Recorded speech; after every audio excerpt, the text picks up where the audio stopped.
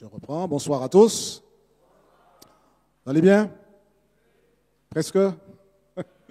Ok, alors, je salue également tous nos amis qui sont avec nous sans être avec nous. Ceux qui, par le biais du net, participent à ce moment, mais qui n'ont pas le privilège que nous avons d'être là sur place.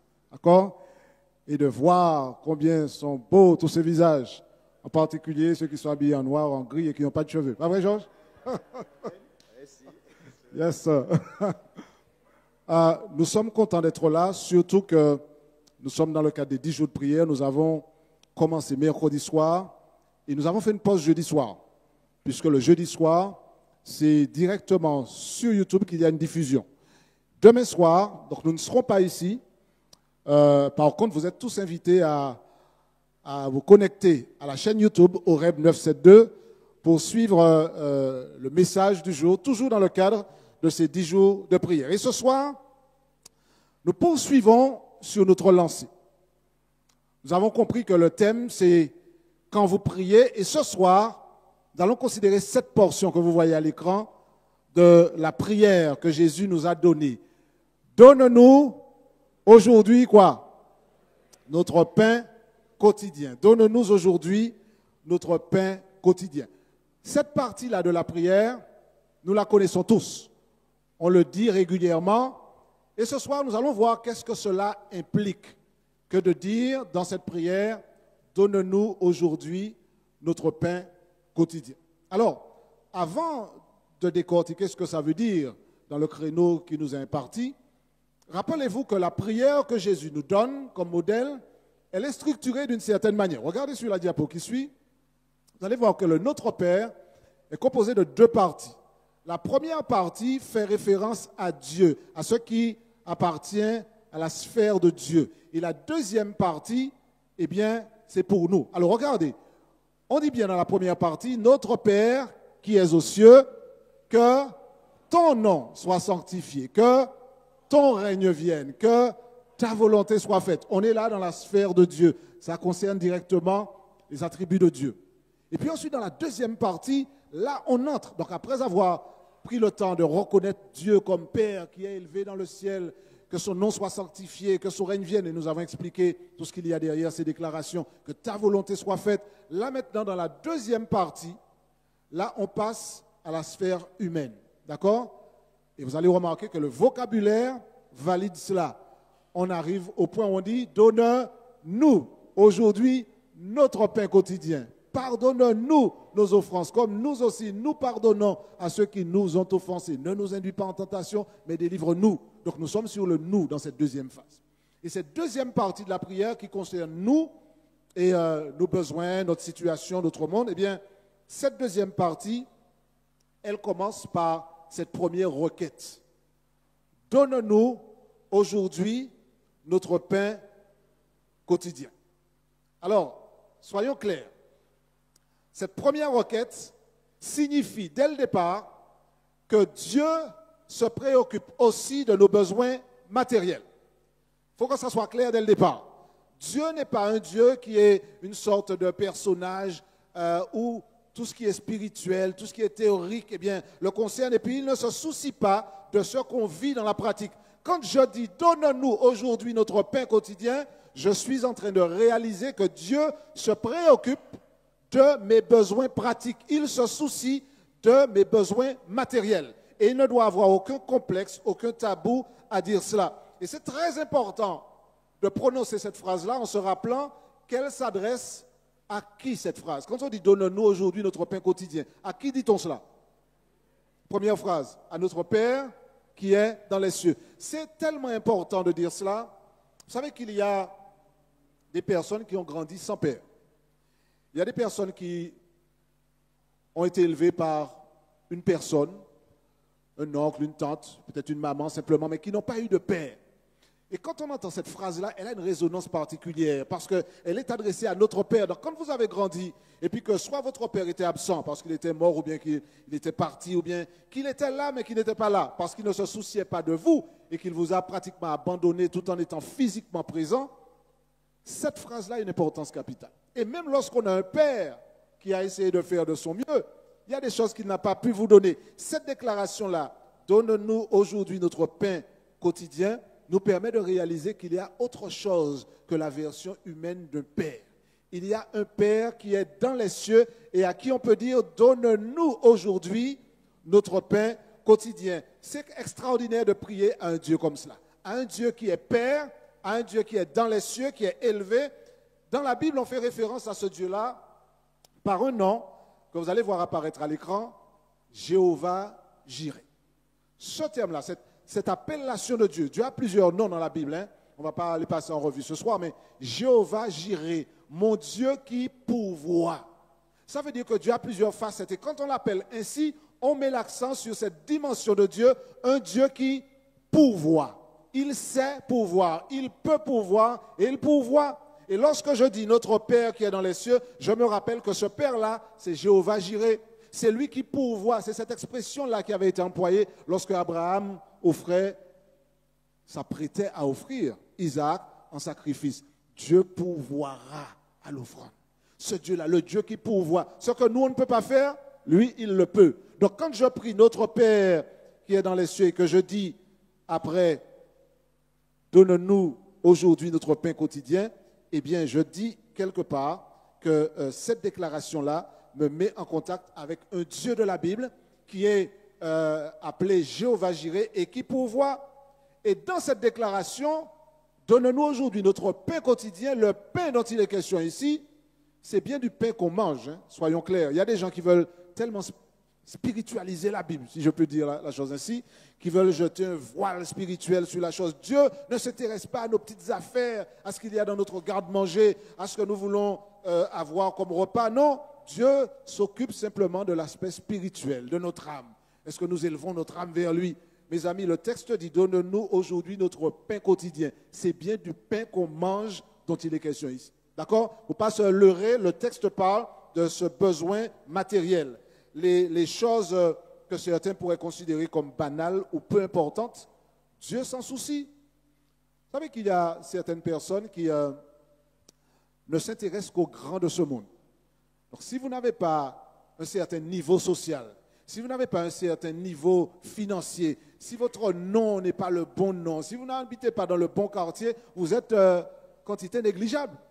Mais ce qui est extraordinaire avec Dieu, c'est que j'habite à Cluny, à Volga, à Paris ou bien dans la rue, Dieu me connaît et il s'intéresse à moi. Moi, j'aime ce Dieu-là. J'aime un Dieu qui ne fait pas de différence basée sur ce que les hommes ont établi comme catégorie. Dieu même, et quand je dis donne-nous aujourd'hui notre pain quotidien, Dieu se soucie de cela, de ce qu'il y aura dans mon assiette. Alors, même le pain, ce besoin vital, eh bien, c'est Dieu qui nous le donne. Dieu nous accorde ce pain quotidien. Et un sujet de prière qui inclut donne-nous notre pain quotidien ne doit pas être considéré comme quelque chose qui va de soi. C'est bien de demander à Dieu, et vous verrez pourquoi dans un instant, donne-nous aujourd'hui notre pain quotidien. C'est important de se rappeler cela. Vous savez que cette phrase-là, elle est prononcée par des gens qui croient dans le Dieu Père qui est aux cieux. Parce que ce Dieu-là a déjà démontré dans la Bible qu'il peut. Vous vous rappelez que dans les évangiles, pour prendre l'exemple des évangiles, mais on pourrait encore puiser dans l'Ancien Testament, mais dans les évangiles, ce Jésus-là qui est Dieu, il a eu l'occasion de provoquer une pêche miraculeuse. Vous vous rappelez ça? Lorsqu'il a dit, jetez votre filet de ce côté-là, et puis que les poissons étaient tellement nombreux qu'ils avaient du mal à tirer le filet. Donc, il peut pouvoir. Son pouvoir est extraordinaire. Vous vous rappelez comment il a, toujours pour rester dans l'univers des poissons, comment il a multiplié les sandwichs aux poissons ce jour-là? Eh bien, Dieu a fait un miracle. Dieu est capable de nourrir des foules. Il est capable de pouvoir. Et ce Dieu-là, lorsqu'on dit, donne-nous aujourd'hui notre pain quotidien, on ne doit jamais oublier qu'il est Jéhovah Jireh. On ne doit jamais oublier qu'il a déjà dans le passé démontré qu'il peut, qu'il sait, qu'il a la capacité de pouvoir. Et puis, le texte dit bien, donne-nous aujourd'hui notre pain quotidien. Je voudrais m'arrêter sur cela parce que on oublie une chose. Cette phrase-là, elle nous rappelle un épisode de l'Ancien Testament. Est-ce que ça vous viendra à l'esprit? Dans Exode 16, il est fait référence à la manne. La manne qui était une nourriture qui pleuvait du ciel. Extraordinaire, hein? On lit le texte, on imagine, mais parfois je me dis, mais essayons de voir si ça devait se faire en Martinique maintenant. D'accord? La nourriture qui tombe du ciel. Je connais mes compatriotes, on serait venu avec des cabas, des sacs. On aurait même bousculé certains pour être le premier à ramasser la nourriture. Bref, la manne était donnée chaque jour. Vous savez ce qui est particulier à propos de la manne? Vous lirez à la maison tous les détails dans Acte 16. Mais lorsque la manne était donnée, elle était donnée pour un jour. D'accord? On ne pouvait pas stocker la manne en disant, voilà, je fais des réserves. Vous savez, comme quand, pas nous ici dans ce pays, mais dans d'autres pays, vous savez comment il fait quand on annonce un cyclone, il y a des gens, écrivez ça, hein, il y a des gens qui dans des pays passent dans les magasins, achètent toutes les bouteilles d'eau qu'il y a, etc. Vous n'avez jamais vu ça, mais dans des pays lointains, ils font ça. Ils font ça. Et c'est extraordinaire de voir comment on fait des réserves, et on fait des réserves, parce qu'on veut penser à demain, après-demain, à la semaine prochaine. Le texte nous rappelle que dans Exode, Dieu donnait la manne pour un jour. Si vous gardiez la nourriture pour le lendemain, qu'est-ce qui se passait? Elle devenait avariée, d'accord? La nourriture se gâtait. Parce que Dieu voulait enseigner quelque chose. Il voulait montrer au peuple que c'est moi qui donne et je pourvois. Donc je vous donne aujourd'hui, prenez aujourd'hui. Si vous savez qui je suis, vous savez que je pourvois pour vous. Je ne vais pas vous amener là pour vous faire mourir dans le désert. Donc vous n'inquiétez pas pour demain.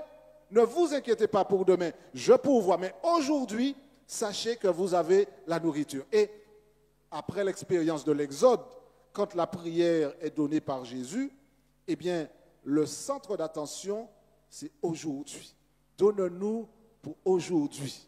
C'est très important de comprendre que je n'ai pas besoin de dire, Seigneur, comme je sais que tu vas partir en vacances, le mois d'août arrive bientôt, Seigneur, et tu ne seras pas disponible. Donc pendant que tu es là, donne-moi de la nourriture pour les 6 mois qui viennent. Non. donne-nous aujourd'hui notre pain quotidien. Ça veut dire que j'apprends à compter sur toi jour après jour. J'apprends à compter sur Dieu jour après jour.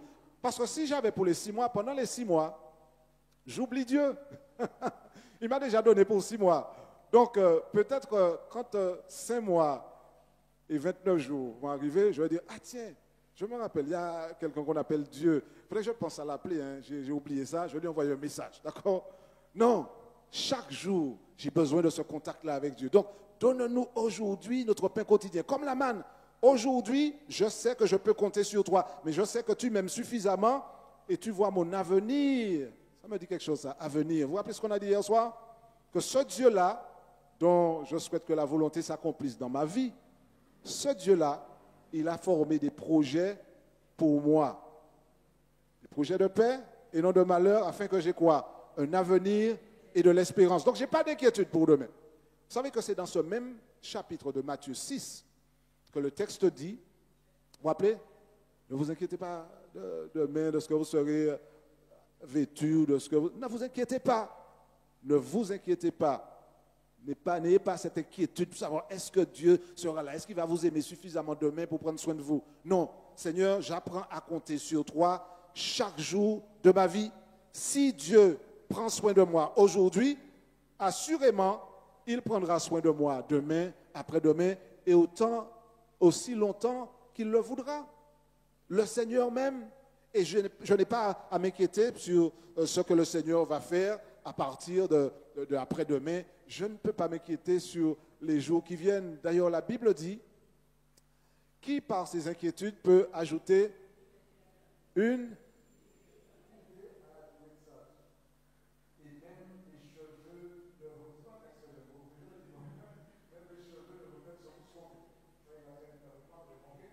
Alors, si je dis, donne-nous aujourd'hui notre pain quotidien, c'est une déclaration de confiance. La meilleure manière de se prémunir contre l'anxiété, c'est de continuellement placer sa confiance en Dieu, dans le fait qu'il nous donne le pain pour aujourd'hui et lui faire confiance pour le pain de demain. Je ne peux pas m'inquiéter en disant, comme je me suis inquiété, mais voilà, le Seigneur essaie de me faire comprendre que ce n'est pas moi qui donne, c'est lui qui donne. Donc je vais essayer de me battre pour pouvoir remplir mon réfrigérateur, mais la manne me rappelle que si j'essaie de stocker pour essayer de prendre Dieu de vitesse, d'accord, comme Dieu, il y a du monde, bon, je ne sais pas si jamais il aura le temps de... Parce que comme vous êtes en liste d'attente là, chez le médecin, peut-être que vous allez passer avant midi. Donc, il vaut mieux faire des provisions. Là, c'est donne-nous aujourd'hui notre pain quotidien. Et l'idée de donner, donne-nous, qui est-ce qui donne? C'est Dieu qui donne. Il faut être conscient de ça, ce n'est pas nous. Donc ça veut dire que tout ce que j'ai comme capacité d'avoir des choses, c'est quand même Dieu qui me l'accorde. C'est Dieu qui donne. Et toutes les fois que je prononce cette phrase-là, je reconnais ma dépendance de Dieu. Je dis, Seigneur, sans toi, je n'ai rien du tout. Même si vous êtes riche, même si vous avez de l'argent, même si vous avez un bon travail, que vous êtes quelqu'un de recherché, ce n'est pas vous, c'est Dieu, mes amis. L'intelligence que vous avez, c'est Dieu qui vous la donne. La capacité de travailler et puis de faire un salaire extraordinaire, c'est Dieu qui vous accorde ça. En un claquement de doigts, Dieu peut vous enlever tout ça. Donc parfois, quand on fait l'intéressant, parce que notre salaire est c'est intéressant, on a un bon poste, etc. Mes amis, ça c'est de la folie. C'est Dieu qui donne. Donc quand je dis donne-nous aujourd'hui, que je sois fonctionnaire, que je sois au RSA, quel que soit mon statut social, je reconnais que toutes bonnes choses viennent de Dieu. Ça, c'est quelque chose qui est dans cette prière. Toutes ces choses-là, c'est Dieu qui nous les accorde. Alors, le fait qu'on dise Dieu, donne-nous aujourd'hui notre pain quotidien, ça ne veut pas dire que je m'assois là et puis que je mets le panier là et puis je dis Seigneur, vous pouvez descendre bas moi s'il te plaît. Mais non. Donne-nous notre pain quotidien ne peut pas m'empêcher d'agir. La Bible condamne l'oisiveté et la paresse. D'accord? Ça ne fait pas partie des pratiques que la Bible valide. Donc, il y a des gens qui aiment pratiquer ce sport-là. D'accord? Dormir toute la journée. Parfois, je me pose la question, je me dis, mais qu'est-ce qui empêche à lever, prendre des broussailleuses, prendre un coup de la fin en bagaille, chercher à vous rendre utile, plutôt que de rester là et puis de dire, Donne-nous aujourd'hui notre pain quotidien. Je suis assis sur le canapé en train de zapper toutes les chaînes qu'il y a disponibles. Et puis j'attends que le Seigneur envoie la manne. Mais c'est quoi cette histoire? Ce n'est pas biblique, mes amis. Prier et agir, non à l'oisiveté et à la paresse. C'est une responsabilité que l'on a de faire que les capacités que Dieu nous a données, on les utilise. Donc oui, je dis, donne-nous aujourd'hui notre pain quotidien, parce que je sais que c'est de Dieu que ça vient, mais Dieu me donne la responsabilité de m'occuper de ma famille, de m'occuper de moi-même en allant faire quelque chose. Je profite pour dire, chers amis, pour ceux d'entre nous qui ont eu l'occasion de voyager ou de vivre dans d'autres pays, autres que les territoires français, nous sommes vernis ici. Dans certains pays, vous n'avez pas 5 semaines de congé, vous avez 15 jours. Et le système social n'a rien à voir avec ça. Nous, on peut rester chez soi et puis on attend une allocation de ceci, une allocation de cela, un RSA, etc. Dans certains pays où j'ai vécu, mes camarades me disaient, il n'y a pas ça ici. Hein. Nous, on a 15 jours de congé, il faut travailler, il n'y a pas avec une carte vitale et puis vous ne payez pas de médicaments ou des choses comme cela. Il faut payer une assurance bien chère pour pouvoir bénéficier de ces choses-là. Il n'y a pas le même système social, sachant qu'il y a avantages et inconvénients à tout. Tout cela pour dire quoi? Que nous ne pouvons pas simplement dire que comme Dieu pourvoit, je vais rester là et je vais le laisser faire cette partie-là et puis moi je ne fais pas ma part. J'ai une part à faire. J'ai une responsabilité d'utiliser mes capacités pour faire ce que Dieu demande. Les disciples de Jésus étaient actifs. Vous savez ça? La plupart d'entre eux étaient des marins pêcheurs. Ils auraient pu dire, mais comme Jésus pourvoit, eh bien, non, ils étaient sur leur canot, ils faisaient leur travail. Paul était quoi? Paul était un faiseur de tentes. Donc, l'idée de dire je ne fais rien, je reste couché là, cette idée-là est étrangère à la parole de Dieu. Il n'y a pas de place pour l'oisiveté. Dieu fait sa part. Il y a des choses que ni vous ni moi ne pouvons faire. Envoyer la pluie, faire briller le soleil, faire pousser les plantes, tout ça c'est la part de Dieu. Vous et moi, on ne peut pas agir sur cela. Mais aller au travail, se lever le matin, aller au travail, travailler dur, revenir chez soi et puis amener de la nourriture pour sa famille selon ce que Dieu nous a donné, ça c'est l'ordre normal des choses. Et pas du tout de rester là et puis sans bouger, sans travailler, sans se livrer à une activité quelconque. Eh bien, on reste là en attendant que Dieu fasse sa part. Nous ne pouvons pas, bibliquement, valider une attitude d'assistanat où nous comptons sur l'aide de l'État. Oui, j'ai bien dit ça, l'aide de l'État. En tant que chrétien, on ne peut pas simplement dire « je vais laisser l'État prendre soin de moi ». Dieu nous a donné des capacités, utilisons-les. Soyons utiles, impliquons-nous. S'il y a un système social qui nous aide, tant mieux. Mais nous ne pouvons pas substituer à cette responsabilité simplement les aides qui existent. Ce n'est pas compatible, ce n'est pas du tout compatible avec la bienfaisance. Vous savez, il y a des gens qui pensent que comme Dieu nous a dit de nous aider, eh bien, d'autres personnes vont venir m'aider.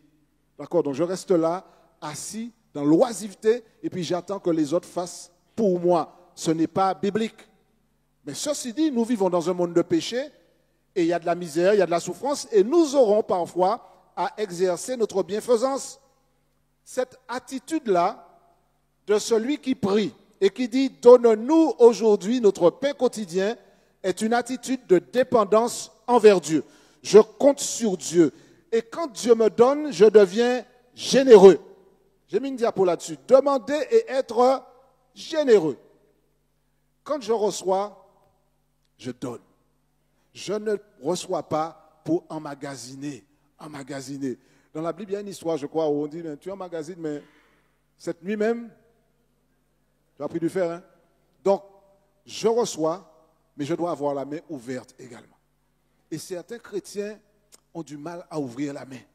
Il faut être capable d'aider l'autre. On ne sait pas si demain, quelqu'un viendra nous aider. Et puis, le chrétien qui aime Dieu, aime aussi son prochain et fait du bien à celui qui est à côté de lui.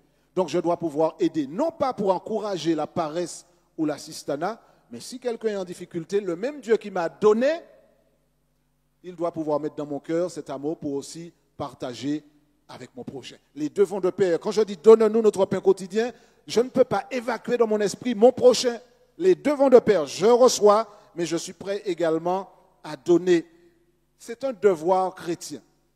Et vous savez que ceux qui sont les enfants de Dieu, qui sont des enfants du royaume, et dans les cœurs desquels Dieu règne, et dans les cœurs desquels la volonté de Dieu s'accomplit, n'ont aucun problème à être généreux lorsque Dieu leur accorde quelque chose. Quand Dieu me donne, je suis généreux envers l'autre. Alors bien sûr, la générosité n'exclut pas la responsabilité. Pendant que je lui donne un poisson, je lui donne aussi une canne à pêche. Vous avez compris? Donc je lui donne les deux. Je ne lui dis pas, bien, la prochaine livraison, c'est demain. Non, je lui dis ça et je lui dis, voilà, viens avec moi, je vais t'apprendre à pêcher. Comme cela, on va s'entraider, puis on va avancer ensemble. C'est ça l'esprit chrétien, d'accord? Je reçois de Dieu. Et ce Dieu-là, il y a une raison pour laquelle je l'aime encore plus. C'est par rapport au texte de Philippiens. On va le voir apparaître ici. Dans Philippiens 4, 19, il est dit quoi? Et mon Dieu pourvoira à tous vos besoins. Vous savez, parfois, on veut faire des choses, mais on ne peut pas. Quand on demande à Dieu, est-ce que vous pensez que Dieu est en rupture de stock? On dit, non, il faudra recommander ça le mois prochain parce que nous avons eu un problème d'arrivage au royaume des cieux. Le livreur n'est pas passé à temps, donc il faudra prier cette prière-là un peu plus tard, vers le 15 février, à partir du 15. Vous imaginez que ça... Les hommes ne peuvent pas répondre. Je me rappelle, il y a plusieurs années de ça, ma femme et moi, nous sommes allés à un restaurant dans un certain pays et nous avons commandé un plat. Puis nous avons attendu 15 minutes, 20 minutes, une demi-heure, 1 heure, on ne voit rien du tout. Je crois vers 1h30 après, on voit le responsable du restaurant qui part du restaurant avec un sac. Il est allé faire des courses. Et puis vers 2 heures après, on est assis là, 2 heures après, il revient. Je vois qu'il avait acheté des pommes de terre ou des oignons, je ne sais pas quoi, pour faire le repas. Il n'avait rien du tout. On a commandé un repas qui n'était pas en mesure de livrer. Je crois que nous aurions eu le temps de partir, de rentrer en Martinique, de retourner, que le repas ne serait pas encore fait. Je vous passe le reste de l'histoire. Les hommes ne vont pas pouvoir toujours assurer. Vous allez aller dans un magasin, il y aura des ruptures de stock. Vous allez demander à quelqu'un quelque chose, elle ne pourra pas vous l'accorder. Ce que j'aime, c'est que mon Dieu, il est capable de pourvoir à tous nos besoins, physiques, matériels, spirituels, mentaux, quel que soit, Dieu pourvoit. C'est notre Père qui est dans les cieux. Il m'aime et je n'ai aucun problème à prier à ce Dieu-là. Mais il dit, il pourvoira à nos besoins, pas à nos caprices. Pas à nos caprices. Parfois, on veut donner à Dieu des ordres. Seigneur, donne-nous aujourd'hui notre pain quotidien. Enfin, pour moi, ce sera une baguette, Seigneur, d'accord, avec du beurre dedans. Mais pendant qu'on y est, demandons-lui tout le plat. Donne-nous notre pain quotidien. Nous ne pouvons pas dire à Dieu nos caprices. Dieu ne cède pas nos caprices. Il est prêt à répondre à nos besoins. Et il nous faut être conscients de cela. Parce que certaines personnes transforment leurs besoins en envie. J'ai envie de telle chose, j'ai envie de telle autre chose. Mais si on se rappelle le début de la prière, vous vous rappelez, là on est à la première phrase qui parle des besoins humains. La précédente partie, c'était le rapport à Dieu. Quand je dis « donne-nous aujourd'hui notre pain quotidien », je ne dois jamais déconnecter ça de que ta volonté soit faite. Donc ce n'est pas ma volonté. Ce n'est pas « Seigneur, je veux ça, ça, ça, avec de l'huile, avec ceci, et puis à côté, tu peux mettre un petit truc pour moi. » Le Seigneur sait ce dont j'ai besoin. Donc je lui fais confiance. La prière que je fais, c'est simplement une manière d'exprimer ma dépendance, ma reconnaissance, mon humilité. Et je dis, Seigneur, pourvois selon ta bonté, selon ta bienveillance, selon ta miséricorde. Et la Bible dit que notre Père, notre Dieu, pourvoira à tous nos besoins selon la richesse qu'il y a en Jésus-Christ. Ça veut dire qu'il est riche. Nous avons un Père qui est riche.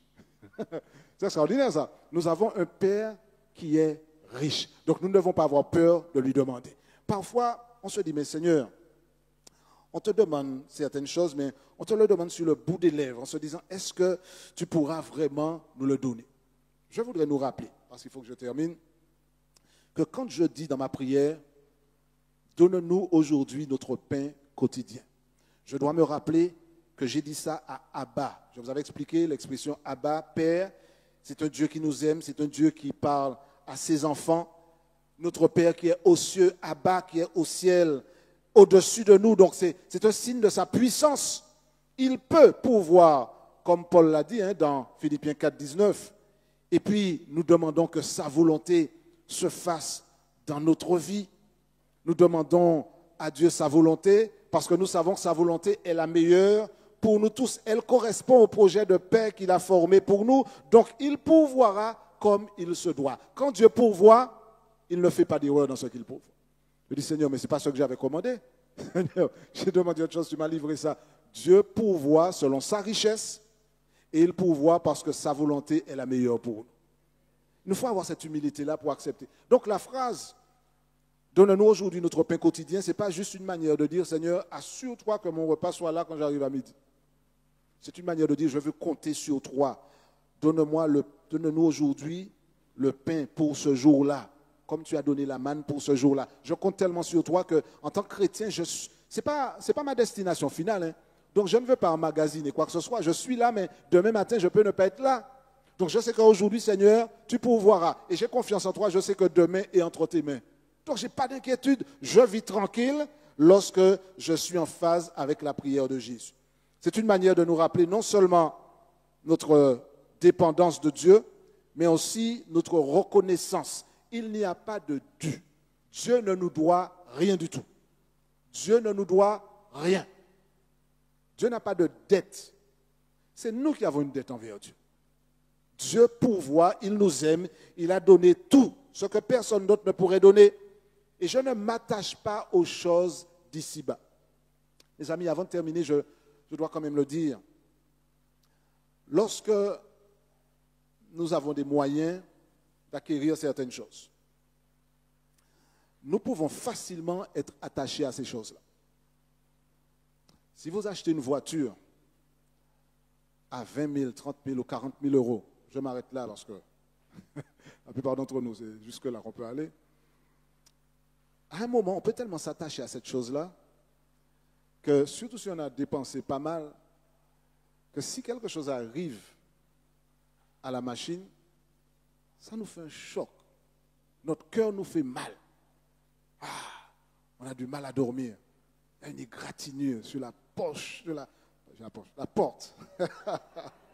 la porte de la bête est gratinée. Ah, j'ai prononcé le mot qu'il ne fallait pas là. Hein. C'est ça qui est dans votre rêve, d'accord? Seigneur, donne-nous notre pain. Ça commence par un pain, mais c'est un pain, d'accord? Parfois, on est attaché aux choses matérielles. Notre argent. On a l'impression que tout ça, c'est, voilà, on est content, on regarde le compte en banque, on soupire, on croise ses bras, on dit, voilà, là, c'est bien ça, voilà, gloire à moi. Demain matin, la maladie nous donne une calotte. Nous sommes là à baba sur un lit d'hôpital, et puis on voit tout l'argent qui est là, toutes les grosses voitures qui sont là, qu'on ne peut rien faire avec, puisque nous sommes là avec toutes sortes de tubes qui passent à droite, à gauche, et c'est là qu'on commence à comprendre que notre destination finale n'est pas ici. Nous sommes en transit, nous sommes des passagers sur cette terre, mais un jour, nous savons que nos pieds vont fouler le sol d'une cité où il n'y aura plus de disette, où il n'y aura plus de manque, où régnera l'abondance dans la présence du Seigneur Jésus. Alors qu'est-ce qu'on devait faire? Louer le Seigneur, louer le Seigneur. Louons le Seigneur parce qu'il pourvoit, il nous donne notre pain quotidien. Même si le monde, c'est un monde de péché et qu'on ne comprendra pas forcément toujours pourquoi, comment certains meurent de faim dans certains endroits, mais Dieu est quand même sur son trône, même si le mal agit. Dieu sait pourquoi, Dieu sait comment, mais nous devons louer le Seigneur parce que nous reconnaissons qu'il est grand, qu'il est Dieu, qu'il pourvoit. Nous reconnaissons qu'il est un Père bienveillant et nous le louons parce que toutes bonnes choses viennent de lui. Et nous nous engageons à faire notre part, à être généreux dans l'esprit du Père.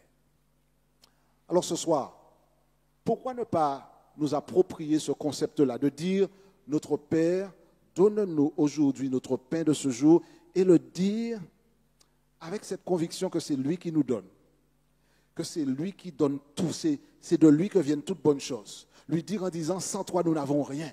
Pourquoi ne pas dire cette phrase-là en nous rappelant que nous avons aussi une responsabilité de veiller sur ceux qui sont dans le besoin, et que nous avons aussi une responsabilité de faire notre part avec les moyens que Dieu nous donne. Alors disons cela ensemble. Disons, donne-nous aujourd'hui notre pain quotidien, mais disons-le avec cet éclairage que nous donne la parole de Dieu. Disons ça ensemble pour conclure cette réflexion. Donne-nous aujourd'hui notre pain quotidien. On va redire ça une fois encore. Donne-nous aujourd'hui notre pain quotidien. Que Dieu nous entende et surtout que nous puissions l'entendre, nous parler. Amen. C'est Charles qui fera pour nous le moment de prière juste après que nous ayons interprété notre chanteur.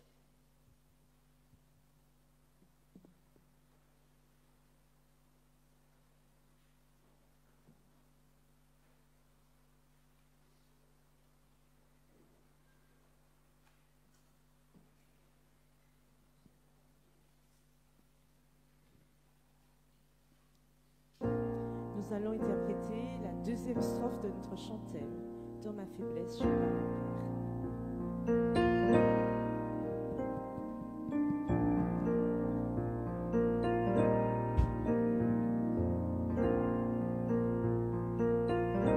Dans ma faiblesse,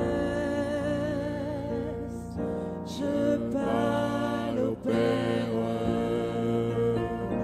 Dans les soucis, je prie encore, il me transforme et je prospère, car c'est lui qui me rend plus fort.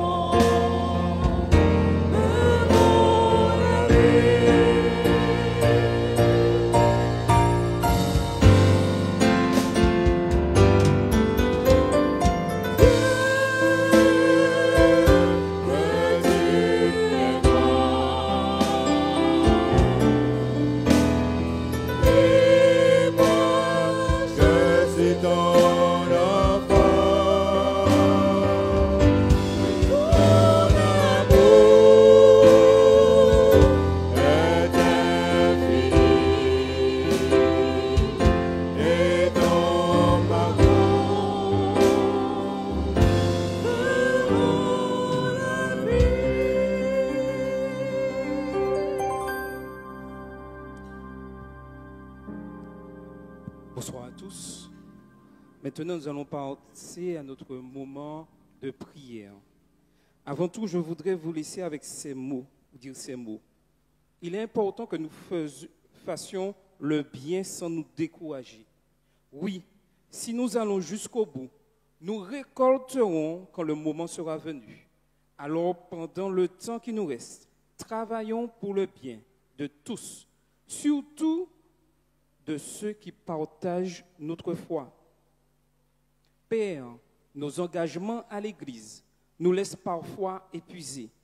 Nous nous concentrons trop sur les plans et les résultats et nous oublions que tu es la source de toute force. Tourne nos regards vers toi, ravive nos esprits et remplis-nous de ton inlassable amour pour un monde qui a tant besoin. Seigneur, merci pour la promesse du jour que tu as fixée pour la moisson. Elle arrivera certainement. Que nos mains soient fidèles à la tâche, tandis que nous plantons et arrosons les semences de la foi en ceux que tu nous as confiés. Les résultats ne dépendent que de toi uniquement. Notre Dieu, donne-nous tes yeux pour voir les opportunités de service. Montre-nous comment démontrer notre amour à nos enfants, à nos conjoints, à nos voisins et aux autres membres de l'Église. Nous sommes si heureux de faire partie de la famille de Dieu. Amen. Il est important que nous puissions remercier Dieu pour les bénédictions précises et le louer pour sa bonté. Nous allons passer à notre premier moment de prière. Nous allons prier individuellement. Prendre quelques minutes pour reconnaître notre besoin du Père Céleste et en lui confessant en privé. Et ensuite, le remercier pour le pardon qu'il nous apporte. Mettons-nous à genoux et prions individuellement. Maintenant, nous allons passer à notre deuxième session. Nous allons prier 2 à 2. Il est important que nous puissions nous laisser guider par Dieu. Nous allons lui demander et prier pour notre partenaire. Demander à Dieu de lui accorder la sagesse nécessaire pour relever les défis et prendre les décisions qui en découlent. Prions 2 à 2 et prions l'un pour l'autre. Notre Église mondiale adventiste du 7e jour, au cours de l'année 2025, aura lieu un événement particulier où des hommes qui se trouvent à la direction seront nommés à nouveau tous les 5 ans. Nous allons prendre le temps de prier pour cette assemblée générale qui aura lieu en juillet, en 2025. Réclamer le Saint-Esprit. Et nous allons prier 2 à 2. Et une autre personne, coïncidence des choses, nous en Martinique, nous aurons aussi notre assemblée qui aura lieu le 1er février, 2 février 2025. Donc, priez pour que le Saint-Esprit soit présent, pour que puisse discerner, puisse mettre des hommes en place pour continuer la mission fidèlement. Une personne prie pour la conférence générale, l'assemblée qui aura lieu en juillet, et une autre personne pour l'assemblée ici en Martinique qui aura lieu en février. Prions 2 à 2. Maintenant, nous allons avoir une prière spéciale avec le pasteur Luciat. Une prière spéciale pour les familles que nous composons au sein de notre Église. Nous savons que la famille, c'est quelque chose qui a été créé par Dieu. Et l'ennemi fait tout pour déstabiliser. Et nous ne manquerons jamais de temps pour continuer à prier pour nos familles. Mais maintenant, ce soir, le pasteur priera spécialement pour toutes les familles que nous composons ici présents, ceux qui nous suivent sur le net, afin que Dieu puisse apporter la solution et surtout que la paix règne au sein des familles. Prions. Là où nous sommes, tous ceux qui le peuvent, veuillez vous mettre à genoux.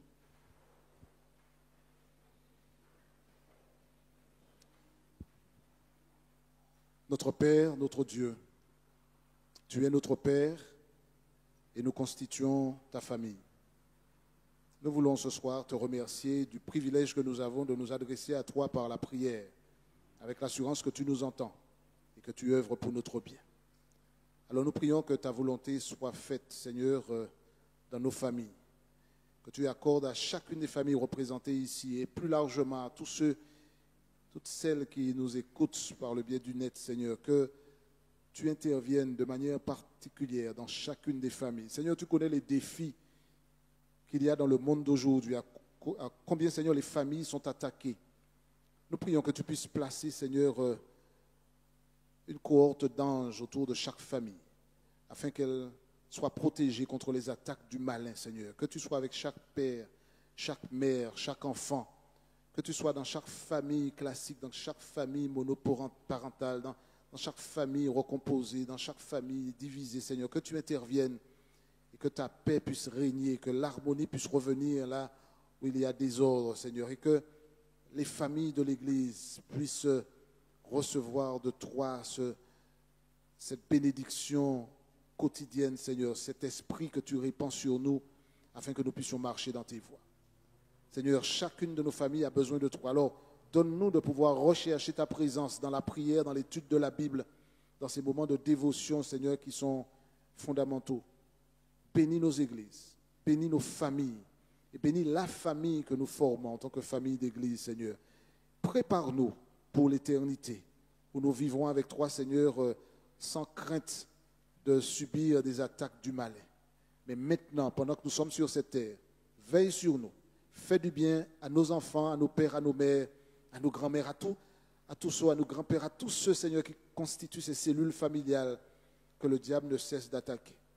Et qu'au nom de Jésus, nous puissions voir ta main à l'œuvre dans ces familles et que notre Église puisse se porter mieux parce que nos familles, Seigneur, iront mieux. Seigneur, tu sais, au-delà de ce que nous te demandons, ce qu'il convient de faire. Alors accomplis ta volonté et qu'à travers nos vies, ton nom soit glorifié. Nous te le demandons dans le nom de Jésus. Amen.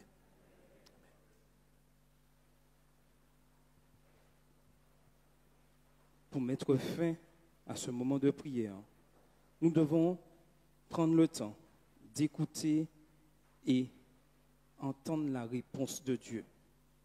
Prendre le temps d'écouter la voix de Dieu, puis exprimer la reconnaissance par des prières et un chant. Tandis que Jean-Luc joue une petite mélodie pour nous, nous allons nous mettre à genoux et prier en silence et écouter la réponse de Dieu. Que le Seigneur vous bénisse. Amen.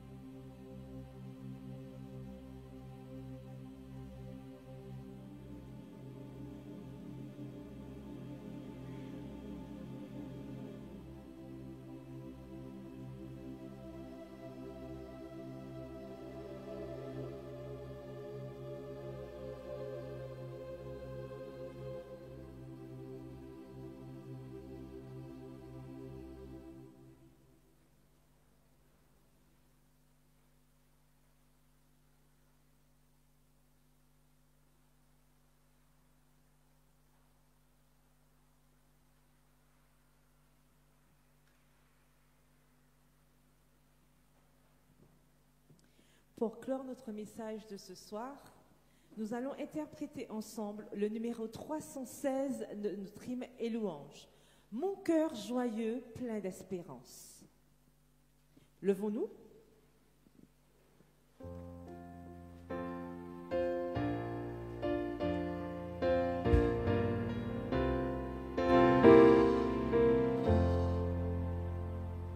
Mon cœur joyeux, plein d'espérance, s'élève à toi, mon Rédempteur. D'écouter avec mes pensées un pauvre humain, fait mes pécheurs.